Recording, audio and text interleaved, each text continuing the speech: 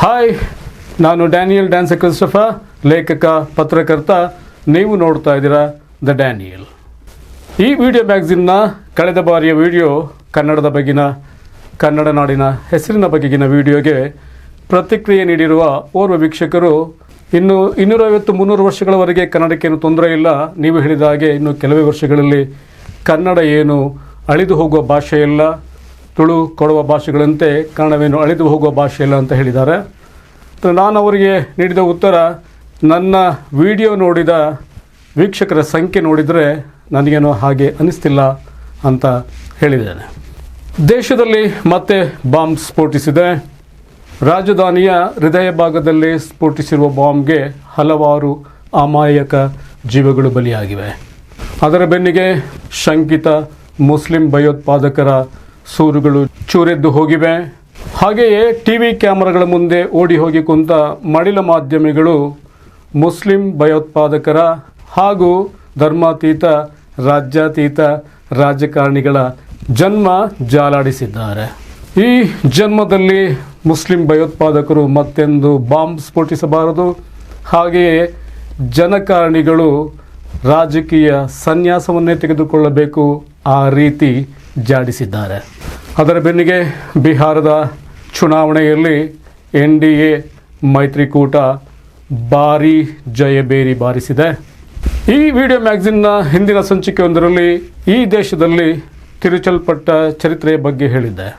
ಆದರೆ ಜನರಿಗೆ ಇತಿಹಾಸದ ಪ್ರಜ್ಞೆ ಇಲ್ಲ, ಇತಿಹಾಸವನ್ನು ಸರಿಯಾಗಿ ದಾಖಲಿಸುವ ಪರಿಪಾಠವೂ ಇಲ್ಲ ಅಂತ ಬಹಳ ಹಿಂದೆಯೇ ಖ್ಯಾತ ಲೇಖಕ ಖುಷ್ವಂತ್ ಸಿಂಗ್ ಹೇಳಿದರು. ಮೊಘಲ್ ದೊರೆ ಅಕ್ಬರ್ ಮರಣಿಸಿದಾಗ ಸಂಭವಿಸಿದ ಘಟನೆಗಳ ಬಗ್ಗೆ ಜೈನ ಲೇಖಕ ಬನಾರಸಿ ದಾಸ್ ಬರೆದ ಪುಸ್ತಕ ಅರ್ಧ ಕಥಾನಕ ಮಾತ್ರ ಚರಿತ್ರೆಯನ್ನು ಸರಿಯಾಗಿ ದಾಖಲಿಸಿರುವ ಭಾರತೀಯ ಪುಸ್ತಕ ಎಂದು ಖುಷ್ವಂತ್ ಸಿಂಗ್ ಆಗ ಹೇಳಿದ್ದರು. ಈ ರೀತಿಯ ಇತಿಹಾಸ ಪ್ರಜ್ಞೆಯಿಂದಾಗಿ, ಇತಿಹಾಸವನ್ನು ಸರಿಯಾಗಿ ದಾಖಲಿಸದೇ ಇರುವ ಪರಿಪಾಠದಿಂದಾಗಿ ಇಲ್ಲಿನ ಅಲ್ಪಸಂಖ್ಯಾತರು, ವಿಶೇಷವಾಗಿ ಮುಸ್ಲಿಮರು ಮತ್ತು ಕ್ರೈಸ್ತರು ಹೊರಗಿನವರಾಗಿದ್ದಾರೆ. ಅವರು ಭಯೋತ್ಪಾದಕರಾಗಿದ್ದಾರೆ, ಮತಾಂತರಿಗಳಾಗಿದ್ದಾರೆ.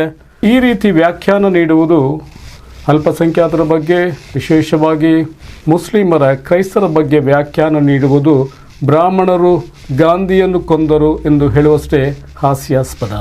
ಭಾರತಕ್ಕೆ ಮುಸಲ್ಮಾನರು ಮಾತ್ರವಲ್ಲ, ಎಲ್ಲರೂ ಹೊರಗಿನಿಂದ ಬಂದವರು ಎಂದು ಭಾರತದ ಸರ್ವೋಚ್ಚ ನ್ಯಾಯಾಲಯ ಅಂದರೆ ಸುಪ್ರೀಂ ಕೋರ್ಟ್ ಬಹಳ ಹಿಂದೆಯೇ ಹೇಳಿದ್ದೆ. ಈ ಬಗ್ಗೆ ನಾನು ನನ್ನ ಹಿಂದಿನ ವಿಡಿಯೋ ಸಂಚಿಕೆಯೊಂದರಲ್ಲಿ ಹೇಳಿದ್ದೆ.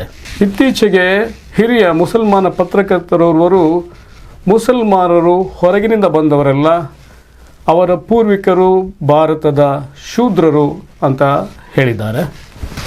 ಇದು ಭಾಗಶಃ ಸರಿ. ಭಾರತೀಯ ಮುಸಲ್ಮಾನರಲ್ಲಿ ಶೂದ್ರರು ಕೂಡ ಇದ್ದಾರೆ. ಅಂದರೆ ಇಸ್ಲಾಂ ಧರ್ಮಕ್ಕೆ ಭಾರತದಲ್ಲಿ ಶೂದ್ರರು ಕೂಡ ಮತಾಂತರವಾಗಿದ್ದಾರೆ, ಅದನ್ನು ಸ್ವೀಕರಿಸಿದ್ದಾರೆ. ಪ್ರಾಚೀನ ಭಾರತದಲ್ಲಿ ಕ್ಷೌರಿಕರಿಗೆ ಶೂದ್ರರು ಎಂದು ಕರೆಯಲಾಗ್ತಿತ್ತು. ಸೂಡರಕರು, ಚೂಡರಕರು ಸಂಸ್ಕೃತದಲ್ಲಿ, ಸಾಂಸ್ಕೃತೀಕರಣದಲ್ಲಿ, ಬ್ರಾಹ್ಮಣರ ಸಾಂಸ್ಕೃತೀಕರಣದಲ್ಲಿ ಚೂದ್ರಕರು, ಶೂದ್ರಕರು, ಶೂದ್ರರು ಆಗಿದೆ. ಬ್ರಾಹ್ಮಣರು ಈ ಶೂದ್ರ ಎನ್ನುವುದನ್ನು ಎಲ್ಲ ಬ್ರಾಹ್ಮಣೇತರರಿಗೆ ಅನ್ವಯಿಸಿ ಕರೀತಾರೆ. ದಕ್ಷಿಣ ಭಾರತಕ್ಕೆ ಇಸ್ಲಾಂ ಪಶ್ಚಿಮ ಕಡಲ ಕಿನಾರೆಯ ಮೂಲಕ ಅರಬ್ ವರ್ತಕರ ಮೂಲಕ ಬಂತು. ಪ್ರವಾದಿ ಮೊಹಮ್ಮದರ ಕಾಲಾನಂತರವೇ ಇಲ್ಲಿಗೆ ಇಸ್ಲಾಂ ಬಂದಿದೆ. ಸಾಮಾನ್ಯ ಶಕೆ 620ರ ಮೊದಲಾರ್ಧದಲ್ಲೇ ಗುಜರಾತಿನ ಮೊಗಾದಲ್ಲಿ ಕಟ್ಟಲ್ಪಟ್ಟ ಬಾರ್ವಾಡ ಮಸೀದಿ, 629ರಲ್ಲಿ ಇಳದ ಅಂದರೆ ಇಂದಿನ ಕೇರಳದ ಮೇತಳದಲ್ಲಿ ಕಟ್ಟಲ್ಪಟ್ಟ ಕೆರಮಣ್ ಮಸೀದಿ, 630ರ ಸುಮಾರಿಗೆ ತಿಯಮಿಲ್ನಾಟ್ ಅಂದರೆ ಇಂದಿನ ತಮಿಳುನಾಡಿನ ಕಿಲಕ್ಕಾರೈನಲ್ಲಿ ಕಟ್ಟಲ್ಪಟ್ಟ ಪಳೆಯ ಜುಮ್ಮಪಲ್ಲಿ ದೇಶದ ಮೊಟ್ಟ ಮೊದಲ ಮಸೀದಿಗಳು. ಇಸ್ಲಾಂ ಆಗಮನಕ್ಕೆ ಮುಂಚೆಯೇ ಕೇರಳ ಕಡಲ ಕಿನಾರೆಯಲ್ಲಿ ಆಮದು ರಫ್ತು ಸರಕು ಸರಂಜಾಮುಗಳ ಭಾರ ಮೌಲ್ಯಮಾಪನ ಮಾಡುತ್ತಿದ್ದ ಮಾಪಿಳ್ಳರು ಇಸ್ಲಾಂ ಸ್ವೀಕರಿಸಿದ ಮೊದಲ ಜನ ಸಮುದಾಯಗಳಲ್ಲೊಬ್ಬರಾಗಿದ್ದಾರೆ. ಮಾಪಿಲ್ಲ ಅಂದರೆ ತಾಯಿ ಸಾಕಿದ ಮಗು ಅಲ್ಲ. ಅಂದಿನ ಕಾಲದಲ್ಲಿ ತಾಯಿ ಸಾಕಿದ ಮಕ್ಕಳ ಸಂತಾನವಲ್ಲ. ಅದು ಮನೆಯ ಹೆಸರು, ಆಮದು ರಫ್ತು, ಸರಕು ಸರಂಜಾಮುಗಳ ಭಾರ, ಮೌಲ್ಯ ಮಾಪನ ಮಾಡುತ್ತಿದ್ದ ಮನೆಗೆ ಮಾಪು ಇಲ್ಲ ಅಂದರೆ ಮಾಪಿನ ಮನೆ ಅಂದರೆ ಮಾಪಕದ ಮನೆ ಅಂತ ಕರೆಯುತ್ತಿದ್ದರು. ಆ ಕೆಲಸ ಮಾಡುತ್ತಿದ್ದವರು ಮಾಪು ಇಲ್ಲದವರು, ಮಾಪಕ ಮನೆಯವರು, ಮಾಪು ಮನೆಯವರು, ಮಾಪಿಲ್ಲದವರು. ಅದು ಪ್ರಾಕೃತ ಭಾಷೆಯಲ್ಲಿ ಮಾಪು ಇಲ್ಲ ಮನೆಗೆ ಇಲ್ಲ ಅಂತ ಕರೀತಾರೆ. ಈಗಲೂ ತುಳು ಭಾಷೆಯಲ್ಲಿ ಮನೆಗೆ ಇಲ್ಲ ಅಂತಲೇ ಕರೀತಾರೆ. ಆಗ ಮಾಪಕ ಕೆಲಸ ಮಾಡುವವರು ಅತ್ಯಂತ ಪ್ರಾಮಾಣಿಕರಾಗಿರಬೇಕಿತ್ತು. ಅವರಿಗೆ ಸರಕು ಸರಂಜಾಮುಗಳ ಬಗ್ಗೆ ಜ್ಞಾನವಿರಬೇಕಿತ್ತು, ಸಾಕಷ್ಟು ಸಾಮಾನ್ಯ ಜ್ಞಾನವಿರಬೇಕಿತ್ತು. ಹಾಗಾಗಿಯೇ ಮಾಪಿಲ್ಲರು ಸಹಜವಾಗಿಯೇ ಇಸ್ಲಾಂ ಧರ್ಮದತ್ತ ಆಕರ್ಷಿತರಾಗ್ತಾರೆ, ಅದನ್ನು ಸ್ವೀಕರಿಸ್ತಾರೆ, ಮುಸಲ್ಮಾನರಾಗ್ತಾರೆ. ಹಾಗೆಯೇ ಕರಾವಳಿಯ ಬ್ಯಾರಿಗಳು, ಇವರು ಕೂಡ ಆಮದು ರಫ್ತು ಸರಕು ಸರಂಜಾಮುಗಳ ಭಾರ ಮೌಲ್ಯ ಮಾಪನ ಮಾಡುತ್ತಿದ್ದವರು. ಇವರು ಕೂಡ ಮಾಪಿಲ್ಲರು ಇಸ್ಲಾಂ ಧರ್ಮವನ್ನು ಸ್ವೀಕರಿಸಿದ ಕಾರಣಕ್ಕಾಗಿಯೇ ಇಸ್ಲಾಂ ಧರ್ಮವನ್ನು ಸ್ವೀಕರಿಸುತ್ತಾರೆ, ಮುಸಲ್ಮಾನರಾಗ್ತಾರೆ. ನಾನು ಕಲಿತ ಕಾಲೇಜಿನಲ್ಲಿ ಅಜಿಲ್ಲ ಕುಲನಾಮದ ಸಹಪಾಠಿಯೊಬ್ಬನಿದ್ದ. ಮಾಪಿಲ್ಲದಂತೆ ಅಜಿಲ್ಲ ಅಂದರೆ ಕೂಡ ಬೆಂಕಿ ಮನೆ, ಬೆಂಕಿಯನ್ನು ಹೊಂದಿದ್ದ ಮನೆ, ಅಗಿಷ್ಟಕ್ಕೆ ಇದ್ದ ಮನೆ ಎಂದರ್ಥ. ಅದು ಅವನಿಗೆ ಆಗ ಗೊತ್ತಿತ್ತೋ ಈಗ ಗೊತ್ತಿದೆಯೋ ನನಗೆ ಗೊತ್ತಿಲ್ಲ. ಈ ಬಗ್ಗೆ ಅಂದರೆ ನಾನು ಈಗಾಗಲೇ ಹಿಂದಿನ ವಿಡಿಯೋ ಒಂದರಲ್ಲಿ ಹೇಳಿರುವ ಅಗ್ಗಡೆಯರು ಮತ್ತು ಅಜಿಲ್ಲರು ಬಗ್ಗೆ, ಬೆಂಕಿ ಮನೆಗಳ ಬಗ್ಗೆ ವಿಡಿಯೋ ಒಂದನ್ನು ಮಾಡಲಿದ್ದೇನೆ. ಆಗ ಬಹುಶಃ ತಿಳಿದುಕೊಳ್ಳುತ್ತೇನೆ.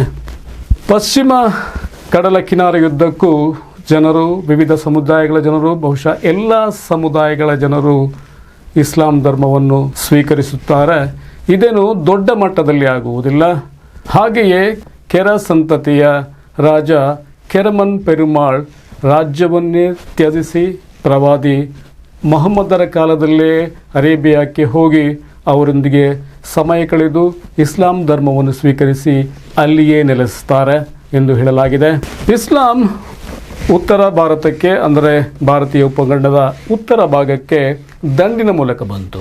ಅರೇಬಿಯಾದಲ್ಲಿ ಇಸ್ಲಾಂ ಅಸ್ತಿತ್ವಕ್ಕೆ ಬಂದ ಕೂಡಲೇ ಇಸ್ಲಾಂ ಸ್ವೀಕರಿಸಿದ್ದ ಪಶ್ಚಿಮ ಅರೇಬಿಯಾದ ಬಾನು ತಾಕೀಫ್ ಬುಡಕಟ್ಟಿನ ಸೇನಾಧಿಕಾರಿ ಮೊಹಮ್ಮದ್ ಬಿನ್ ಕಾಸಿಂ ಸಿಂಧ್ ಪ್ರದೇಶದ ಮೇಲೆ ದಾಳಿ ಮಾಡಿ ಆ ಪ್ರದೇಶವನ್ನು ವಶಪಡಿಸಿಕೊಳ್ಳುತ್ತಾರೆ, ಅಲ್ಲಿ ನೆಲೆ ನಿಲ್ತಾರೆ. ಇದರಿಂದಾಗಿ ಪ್ರಥಮ ಬಾರಿಗೆ ಇಸ್ಲಾಂ ಉತ್ತರ ಭಾರತೀಯ ಉಪಖಂಡವನ್ನು ಪ್ರವೇಶಿಸುತ್ತದೆ. ಆ ನಂತರ 1001ರಲ್ಲಿ ಪೇಶಾವರದ ಮೇಲೆ ದಾಳಿ ಮಾಡುವ ಆಫ್ಘಾನಿಸ್ತಾನದ ಗಜ್ನಿಯ ಮೊಹಮ್ಮದ್ ರಾಜ ಜಯಪಾಲರನ್ನು ಸೋಲಿಸಿ ಬಂಧಿಸಿ ಕರೆದೊಯ್ಯುತ್ತಾರೆ. ಪಾರಸಿ ತುರಕ ಮೂಲದ ಈತ ಮತ್ತೆ 16 ಬಾರಿ ಭಾರತೀಯ ಉಪಖಂಡದ ಮೇಲೆ ದಾಳಿ ಮಾಡ್ತಾರೆ. ಆ ನಂತರ 1092ರಲ್ಲಿ ಅದೇ ಪಾರ್ಸಿ ತುರ್ಕ ಮೂಲದ ಮೊಹಮ್ಮದ್ ಗೋರಿ ಕೂಡ ದಾಳಿ ಮಾಡ್ತಾರೆ. 1206ರಲ್ಲಿ ಮೊಹಮ್ಮದ್ ಗೋರಿಯ ಮರಣಾನಂತರ ಅವರ ಸೇನಾಧಿಕಾರಿ ಕುತುಬುದ್ದೀನ್ ಐಬಕ್ ದೆಹಲಿ ಸುಲ್ತಾನರಾಗ್ತಾರೆ. ಅವರ ನಂತರ ತುರ್ಕ ಮೂಲದ ಮಮ್ಲುಕ್ ಖಲಾಜ್ ಸಂತತಿಗಳು, ತುರ್ಕ ಮಂಗೋಲ ಮೂಲದ ತುಘಲಕ್ ಸಂತತಿ, ಅರಬ್ ಮೂಲದ ಸೈದರು ಹಾಗೂ ಆಫ್ಘಾನ್ ಮೂಲದ ಲೋಧಿ ಸಂತತಿಗಳು ದೆಹಲಿಯನ್ನು ಆಳುತ್ತವೆ. ಖಲಾಜ್ ಸಂತತಿಯ ಅಲಾವುದ್ದೀನ್ ಮತ್ತು ಆತನ ಸೇನಾಧಿಕಾರಿ ಮಲಿಕ್ ಕಾಫೂರ್ ದಕ್ಷಿಣ ಭಾರತದಲ್ಲಿ ನಡೆಸಿದ ದಂಡಯಾತ್ರೆಯ ಬಗ್ಗೆ ಗೊತ್ತೇ ಇದೆ.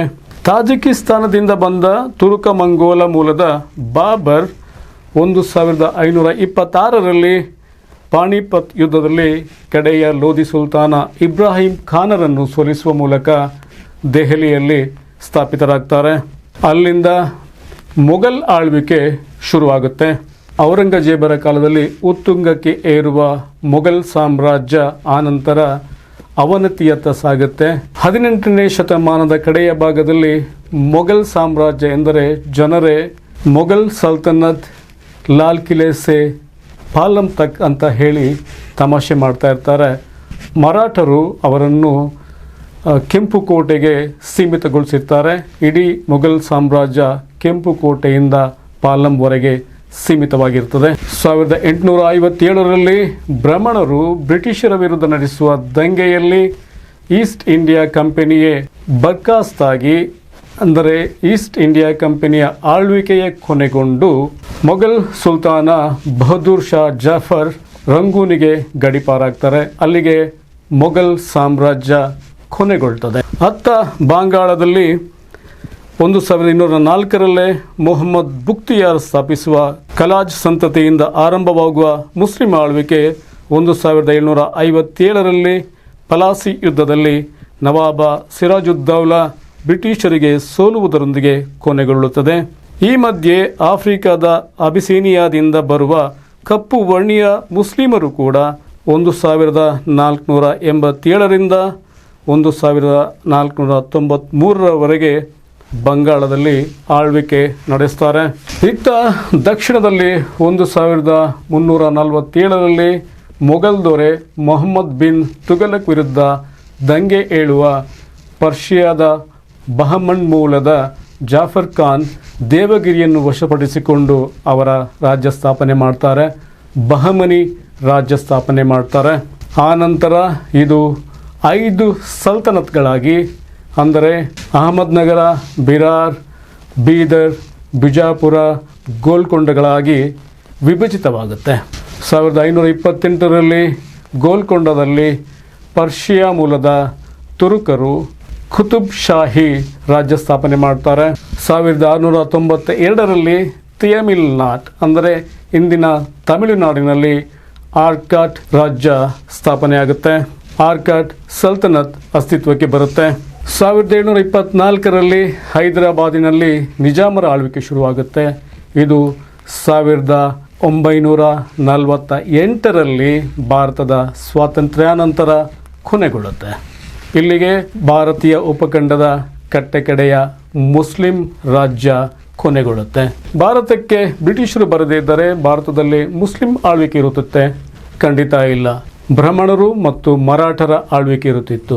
ಪೇಶ್ವೆಗಳು ಮತ್ತು ಮರಾಠರು ಬಹುಶಃ ದೇಶ ಆಳುತ್ತಾ ಇರುತ್ತಿದ್ದರು. 1857ರ ಬ್ರಾಹ್ಮಣ ದಂಗೆಯ ನಂತರ, ಹೌದು ಅದು ಬ್ರಾಹ್ಮಣ ದಂಗೆ, ಸಿಪಾಯಿ ದಂಗೆ ಅಲ್ಲ.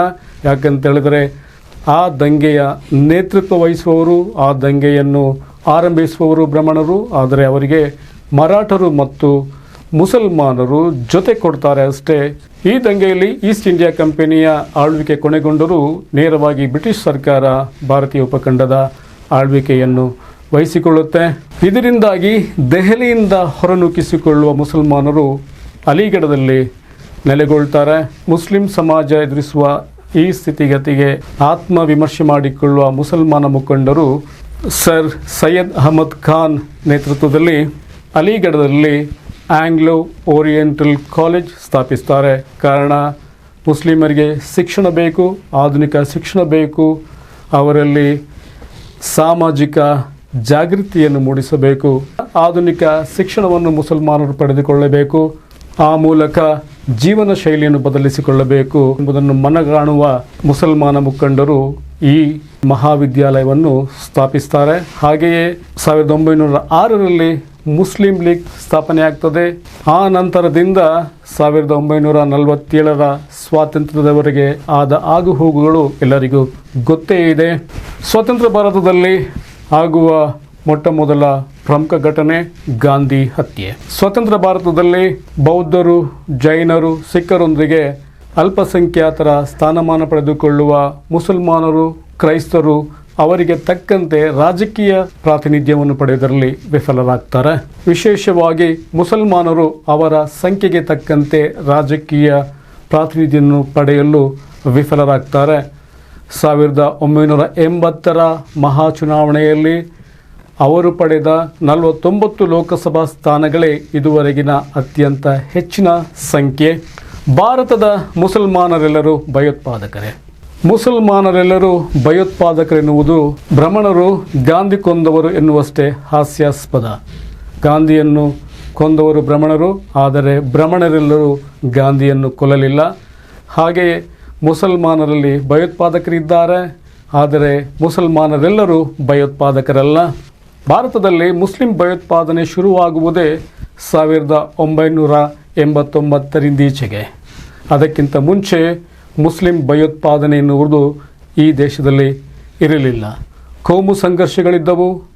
1809ರಲ್ಲೇ ಅಂದರೆ 19ನೇ ಶತಮಾನದ ಆರಂಭದಲ್ಲಿಯೇ ಕೋಮು ಸಂಘರ್ಷಗಳು ಇಲ್ಲಿ ಶುರುವಾಗಿವೆ. 1809ರಲ್ಲಿ ಬನಾರಸಿನ ಲಾಟ್ ಭೈರವ ನಿವೇಶನದಲ್ಲಿ ಪೂಜೆ ನಡೆಸುವ ಸಲುವಾಗಿ ಉಂಟಾದ ಘರ್ಷಣೆ ಈ ದೇಶ ಕಂಡ ಮೊಟ್ಟ ಮೊದಲ ಕೋಮು ಸಂಘರ್ಷ. ಅಲ್ಲಿಂದೀಚೆಗೆ ಅಸಂಖ್ಯಾತ ಕೋಮು ಸಂಘರ್ಷಗಳು ನಡೆಯುತ್ತಲೇ ಇವೆ. ಭಯೋತ್ಪಾದನೆ ಎನ್ನುವ ಪದದ ಬಳಕೆಯೇ ಸರಿಯಲ್ಲ ಎನ್ನುವರಿದ್ದಾರೆ. ಇದು ಲೋ ಇಂಟೆನ್ಸಿಟಿ ವಾರ್, ಅಂದರೆ ಕಡಿಮೆ ತೀವ್ರತೆಯ ಸಮರ. ಆದ್ದರಿಂದ ಇದು ಭಯೋತ್ಪಾದನೆಯಲ್ಲ, ಇದನ್ನು ಲೋ ಇಂಟೆನ್ಸಿಟಿ ವಾರ್ ಎಂದು ಕರೆಯುವುದೇ ಸೂಕ್ತ ಎನ್ನುವರಿದ್ದಾರೆ. ಇದು ಭಾರತೀಯ ಮುಸಲ್ಮಾನರ ಇತಿಹಾಸ.